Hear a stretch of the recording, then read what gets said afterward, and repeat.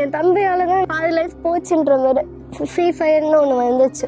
அவனோட ஃப்ரெண்டு சொல்லி மொத்தமாக என் வீட்டில் எனக்கு இருந்த வாங்கி வச்சுக்க நகை, என் அம்மாவோட நகை, காசு எல்லாமே எடுத்து செலவு பண்ணிட்டான் டாப் அப்காக. அந்த கேம் காசு கட்டி விளையாடுறதுக்கா? சரி ஓகே, வேலைக்கு போனாதான் இந்த மாதிரி இருக்க முடியும் சொல்லி. நீங்க மட்டும் தான் வீட்டில் வேலை பார்க்குறீங்களா? நானும் அம்மாவும். அம்மா என்ன வேலை பார்க்குறாங்க? அம்மா பேக் கம்பெனியில் ஸ்டிச் பண்ணிட்டு இருக்காங்க. ஓகே.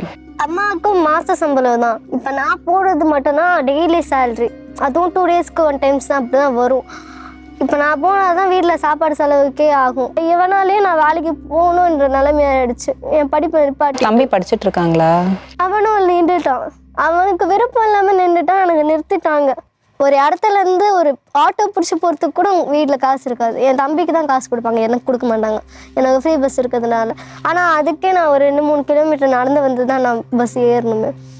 ஒரு தாகம் தவிச்சா ஒரு தண்ணிக்கு கூட எனக்கு காசு இருக்காது. அப்படி இருக்கும்போது நான் எங்கேருந்து ட்ரெஸ் வாங்குறது? என்னோட ஒரு 4 நீங்க ஏர்ன் பண்றதும் வீட்டுக்கு கொடுப்பீங்க? வீட்டுக்கு மொத்தமாக கொடுத்துருவேன்.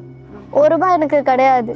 என் அம்மா அப்பா எனக்கு தினைக்கும் 20 ரூபா மட்டும் தான் கொடுப்பாங்க ஆட்டோ காசுக்கு. அதை ஒரு நாள் வச்சு சமாளிப்பீங்க? ஒரு நாள் ஃபுல்லாக எனக்கு அது மட்டும் தான்.